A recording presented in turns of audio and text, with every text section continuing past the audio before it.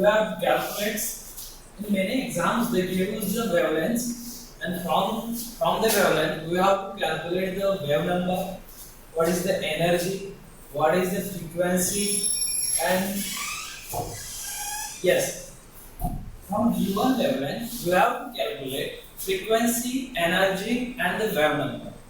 Suppose, for example, we know very well visible light, we have the range, this range, that is 3800 angstrom to the 7600 angstrom.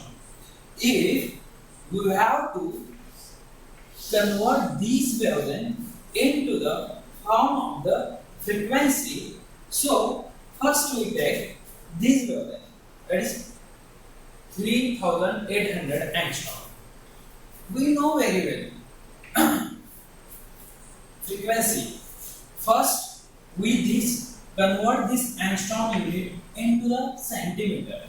We know very well 1 angstrom is equal to 10 raised to minus 8 centimeter. So, this is the 3800 angstrom. First, this convert into 3800 into 10 raised to minus 8 centimeter. Then, we have to calculate frequency. We know very well frequency is denoted by mu, and mu is equal to C by L. C, you already know, C is the velocity of the light. That is the constant, that is equal to 3 into 10 raised to 10 centimeter, or 10 raised to 8 centimeter second inverse centimeter. And in case of the lambda we have already given in our problem, that is 3800 into 10 raised to minus 8 centimeter. And here is the unit centimeter into second inverse. We know very well the speed of light is the 3 into 10 raised to 8 centimeter, or 3 into 10 raised to 10 meter, centimeter into second inverse, and wavelength is the given wavelength is the 3800 into 10 raised to minus 8 centimeter. Calculate this, centimeter get cancels, and we get this answer 7.88 into 10 raised to 14. How 10 raised to 14 will come? This minus 8 goes into the numerator, that convert it to the minus side, convert it to the plus side, and this gives 10 raised to 16. And upon do the calculation, we get the final answer, that is 7.88 into 10 raised to 14. That is in the unit of the second inverse. Why? Because this centimeter and this centimeter get cancelled, the remaining unit is the second inverse. You know very well the frequency we have 2 units, that is cycle per seconds and or hertz. That is 7.88 into 10 raised to 14 second inverse or hertz. This is about the how to calculate the frequency from the given wavelength. And next, this is about only 3800 angstrom. What about 7600 angstrom? Same calculation as like this. First, convert this 7600 angstrom into the angstrom unit, convert it to the centimeter unit, that is minus 7600 minus 10 raised to minus 8 centimeter. Upon do the calculation, the same calculation, that is V is equal to C by L. C very well know 3 into 10 raised to 8 centimeter, and lambda is given, that is 7600 into minus 2 take 8 centimeter. And upon do this calculation, we get final answer this 7.94 into 10 raised to 14 second inverse or hertz. We know very well what is the range of wavelength in case of the visible, that is 3800 angstrom to 7600. Many exams they don't ask about the angstroms or they don't ask about the wavelength. They ask about what is the energy range of the visible light. This is the visible range, that is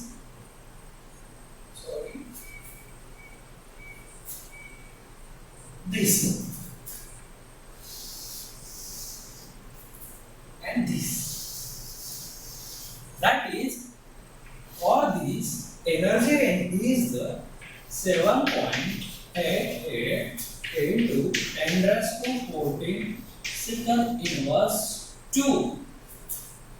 Here 3.94 into 10 raised to 14 secant inverse. This is for this. This is the exact energy range of the visible light. We know the wavelength. Doing the calculation of the wavelength, we get the frequency of the visible light. Frequency, or we are also going to energy, because both are the same. This is the all about the calculation of the wavelength, wave number, and the frequencies and wave number. Remember these all formula and the conversions, like how to convert the angstrom to the centimeter. Next, what is the relation of these three terms, that is frequency, energy, and wavelength, wave number, with the wavelength? You know very well, there are the main spectroscopies are, our main spectroscopy is divided as UV, visible, IR, and radio waves. But there are the electromagnetic rays mainly divided into this pattern. First gamma rays, then X-rays, then UV, then visible, then IR, then microwave, then radio wave. What is the relation of these all rays with the energy and the wavelength? See this, you know very well. UV have 200 to 400 nanometer wavelength range, and visible have approx 400 to 800 nanometer range. As we going to this side, that is left hand side, the wavelength get increases. Wavelength increases in this direction. That is, wavelength of the visible is greater than the UV. Wavelength of IR is greater than visible. That is, this is the denotation of the wavelength in meters. That is 10 raised to 3 for radio wave, 10 raised to minus 2 for microwave, 10 raised to minus 5. As we goes on each direction, the wavelength decreases, and as we, that is reverse is true. That is, as we goes from gamma to radio waves, the wavelength increases. But this is opposite to the energy. Energy and these three terms, that is frequency, energy, and the wave number. These increases in the opposite direction to the wavelength. That is, as this is the energy equation. As we go this direction, energy increases. See this, frequency in the hertz. Frequency for radio wave is 10 raised to 4, for microwave 10 raised to 8, for IR 10 raised to 12, visible 10 raised to 15. As we go from radio waves to the gamma rays, the energy will decrease. But same thing, wavelength is decreases. We know very well the relation of wavelength inversely proportional to the energy or frequency or wave number. This is very important relations in all spectroscopy. this is all about the basic introduction of the spectroscopy. First, we see basically we use mainly four types of spectroscopy. That is UV spectroscopy, UV, NMR, IR.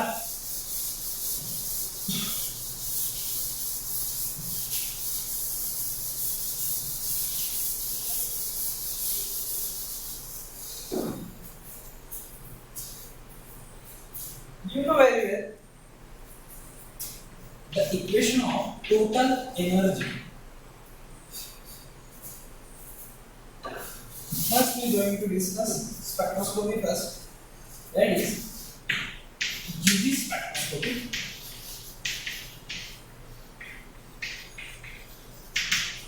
Second, IR spectroscopy. Third, NMR.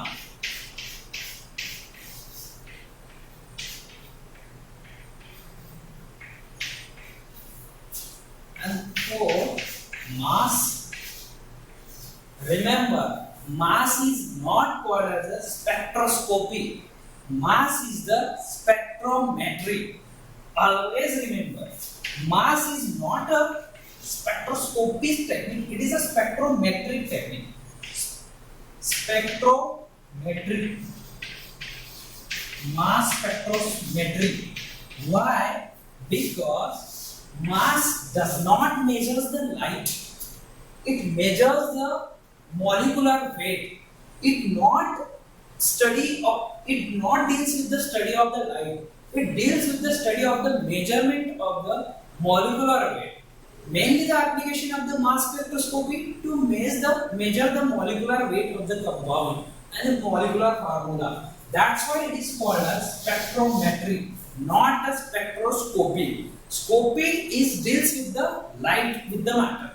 But here in mass we measure the molecular weight. That's why it is called as mass spectrometry. Remember these things, very basic things.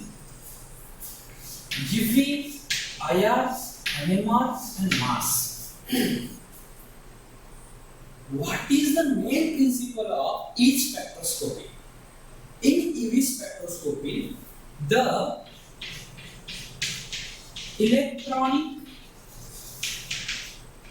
energy transitions occur.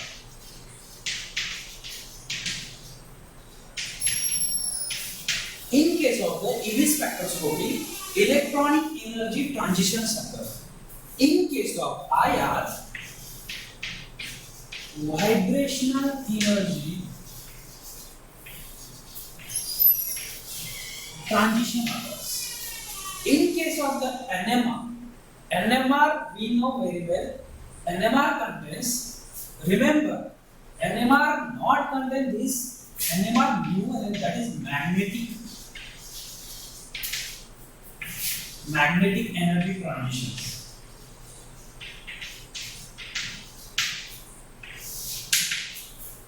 And the mass doesn't, I already discussed, mass doesn't deals with the light. That's why it is not contain any. And last and most, that is microwave.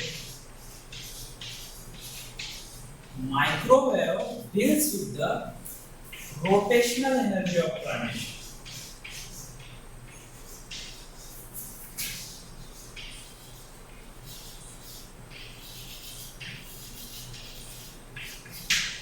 And NMR comes under the, that is you know very well, radio waves.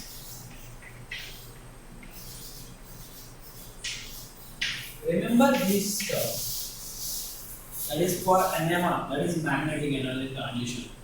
You know very well, for UV spectroscopy, there is a change in the electronic energy transition. But which electronic energy?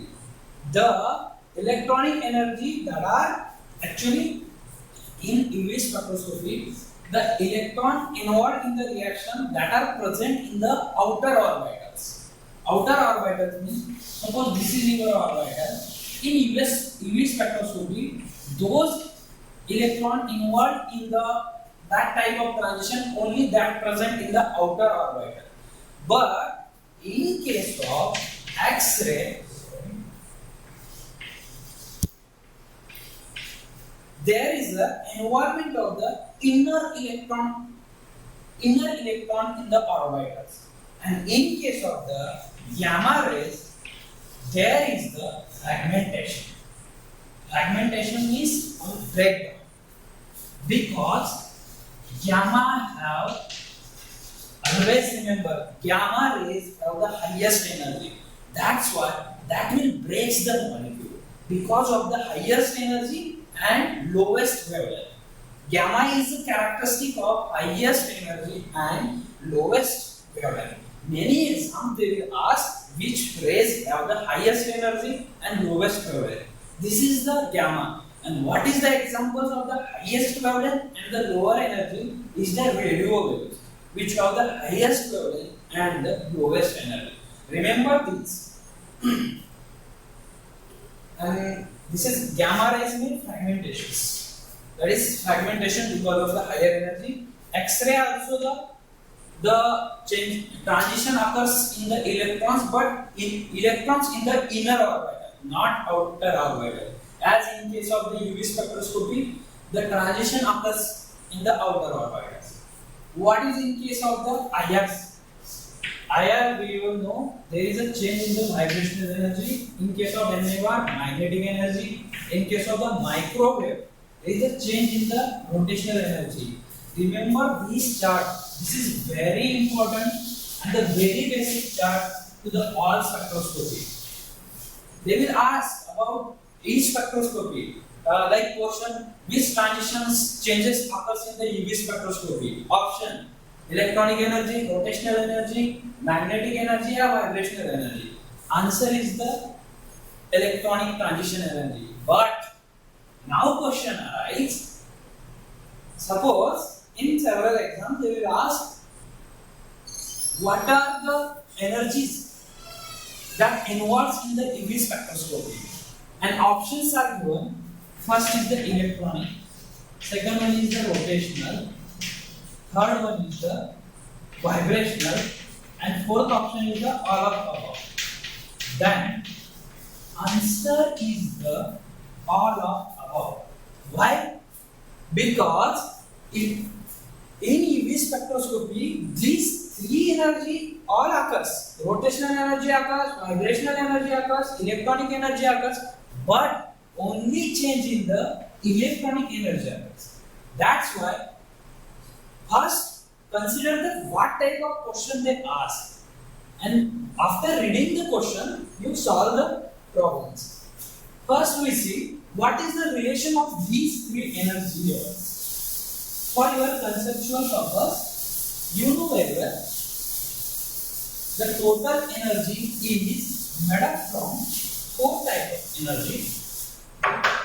That is total energy, you know very well, is made up of four types of energy. First is the translation energy, second is the electronic energy, third one is the rotational energy,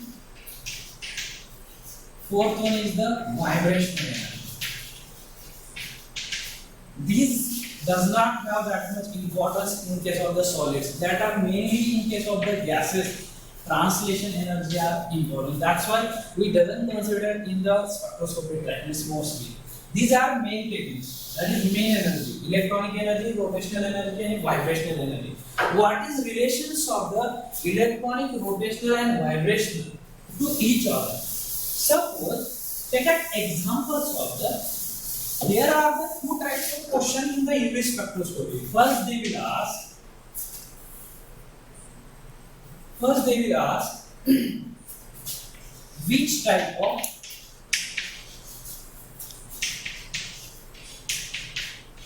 energy change in, this word is very important, change in UV spectroscopy. Second question,